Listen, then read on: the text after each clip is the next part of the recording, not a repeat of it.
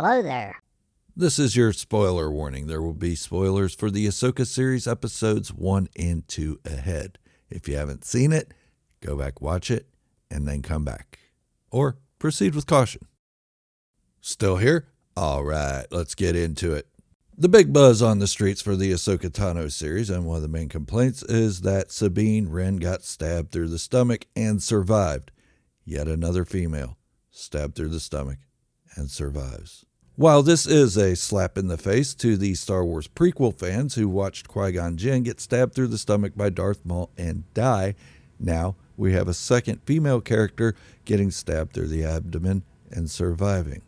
But let's talk about that for a minute, shall we? As soon as I saw this scene, I told my wife, I said, uh-oh, the self-appointed man babies of the Star Wars fandom are going to have a fit. They're going to go nuts over this. And she just looked at me like I had mayonnaise oozing out of my nose.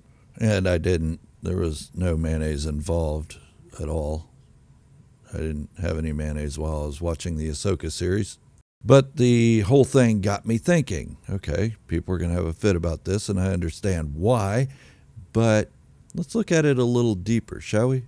But before we go on, let's hear a quick word from our sponsor, me.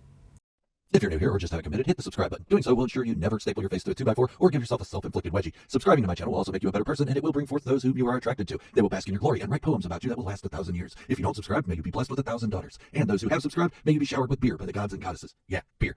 Greek gods and goddesses, not those cheap Roman knockoffs. How can you go a lifetime without beer and Greek gods and goddesses? It's astounding. Okay, I need to stop getting sidetracked by beer. It's getting annoying to me. Okay, where were we? All right, yes, Sabine Wren stabbed in the stomach by Shin Hati, but yet Sabine survives. Just as Reva got stabbed in the stomach twice by Darth Vader and survived. And just as Kylo Ren got stabbed through the abdomen by Rey and survived. And got shot in the stomach by Chewbacca and his giant-ass bowcaster and survived. And that's so weird. So many people are getting stabbed in the stomach or shot in the stomach and living. That's insane. That shouldn't happen, right? Wrong. In the real world, the mortality rate for a stab or gunshot wound to the stomach is just 12.8%, meaning that for every 100 stabs or gunshots to the stomach, only 12.8 people die from it. That's not much. It's not many at all. But how do you get 0.8? How do you get 0.8 people? I mean, you're either a whole person or you're not. I guess they're not a whole person. Maybe they're an amputee or something. I don't know. And that's nothing against amputees. You're allowed to live from gunshots and stabs to the stomach too. But of the 4 people who are the biggest noted in Star Wars of getting gut wounds, only 1 has perished. And he was a fan favorite, and I understand why people were upset about Qui-Gon Jinn passing away from his wound. Given the statistics on the mortality rate of a gunshot or stab wound to the gut, why are people so upset about Reva and Sabine surviving these wounds? Well, because they don't like the characters. It's pretty simple. Now, before you go on saying, I actually like Sabine. Okay, you may actually like Sabine, but you don't agree with where her story's going. Because if you did, then you wouldn't mind the stab wound. And Reva, a lot of people don't like Reva. I don't know how many people on here are going to comment and say, I actually like Reva. It's probably 2 out of the 100 that comment. But let's go back a little bit. Maul lost half of his abdomen, formerly known as Darth Maul. Yet he came back, and not a person had a problem with this. Well, I won't say not a person. Some people had a problem with it and said that Star Wars deaths mean nothing, in which that's likely true. You die in Star Wars, if you're force sensitive, you can likely come back. Now, we know that Maul's hate and his revenge really kept him alive for that time. But yet, that's an acceptable idea. And now let's get back to Qui-Gon Jinn for just a moment. Yes, he died from his wound to his stomach, and I'm not going to make up something like he didn't seek medical attention soon enough, or he didn't have health care, or whatever. What I'm going to say is that the story dictated that he had to die. Had Qui-Gon Jinn lived from his wound, then Anakin would have turned out a little bit different than what he did, and we wouldn't have got the Darth Vader that we knew in the original trilogy. Likely. Now, as far as Reva goes, we don't know that she survived her second stab to the stomach. We saw her wander off. She may have wandered off, collapsed in the desert, died, and then become vulture food. But there's been no continuation of her story and no more mention of her, and there are no plans to make an Obi-Wan Kenobi Season 2. And even if she did survive that gut wound, then chances are she hasn't survived for very long because she has a target on her back, and Vader knows exactly who she is. Once came across, she will die. Now, Kylo Ren getting stabbed and shot in the stomach, let's just chalk that up for the same thing as Maul. His hate kept him alive. If it worked for Maul, works for Kylo Ren. So, let's talk about Sabine Wren of the Ahsoka series and Rebels, the fan favorite Mandalorian. And a lot of people do like Sabine. I like Sabine. She's a Mandalorian. Who couldn't like her?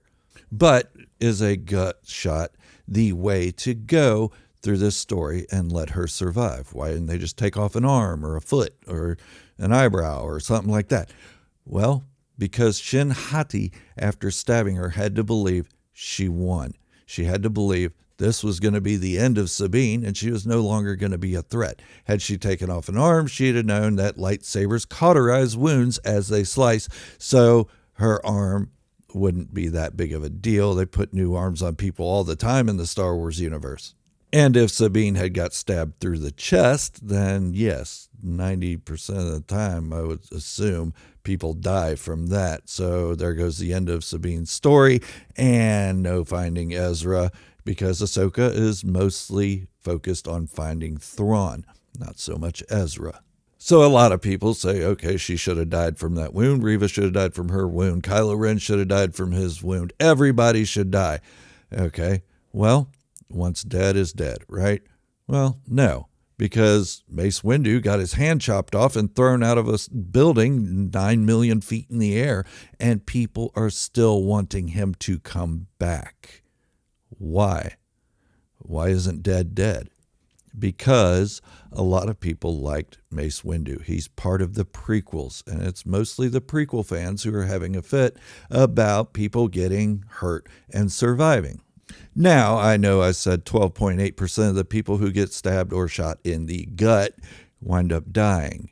Well, what's the percentage of people that fall from 1 million feet and surviving?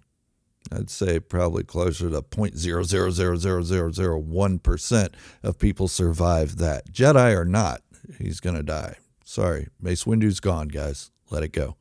So to me, it seems that a lot of people want the new Star Wars to fail. They wanted Sabine to die from that wound or get something else cut off of her or something, just to show that the prequels are better than the new stuff coming out, or the original trilogy is so much better than the new stuff coming out. I'm not taking one side or the other on that. I have my feelings on it, and to me, Star Wars, it's Star Wars.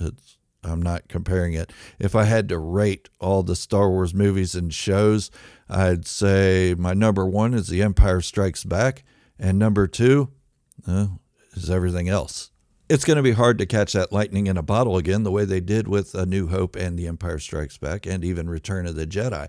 So I think that's going to be a high bar to try to reach. And there are great stories that came out of the prequel era and the newer era.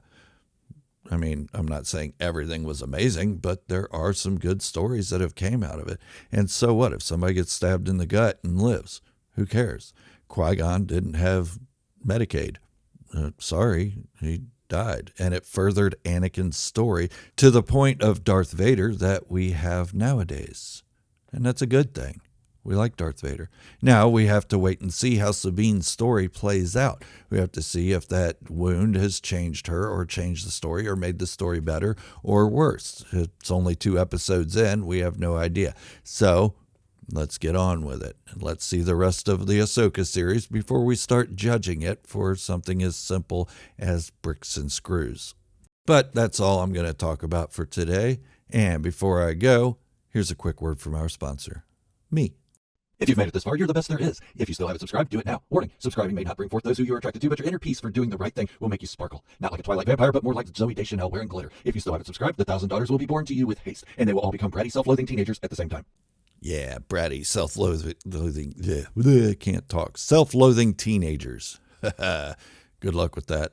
Anyways, I'm not going to ask anybody to leave a comment because I know I'm going to get a million comments of why I'm wrong, but that's okay. Thank you all anyway. This is Gerald, a Star Wars fanatic, signing off, wishing you all great health, happiness, and peace. Thank you for watching, and remember, this is the way, and positivity in the Star Wars community can be the only way.